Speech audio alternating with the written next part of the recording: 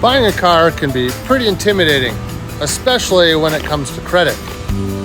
If you want to know more about credit and car loans, stick around for the next minute or so, as this video will help.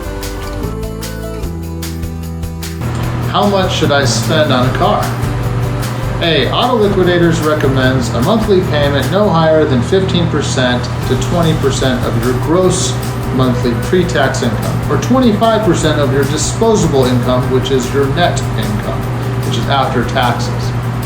The exceptions to this rule include if another member of the household has or will soon have additional income. C. Don't forget to factor in insurance and maintenance costs for your vehicle. Auto Liquidators will help you find an insurance plan, and we offer extended service contracts on all. Thanks for checking out this video.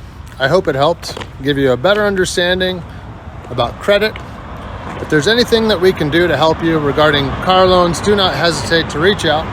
We'd love to have the opportunity to try to help you understand your credit and the car buying process.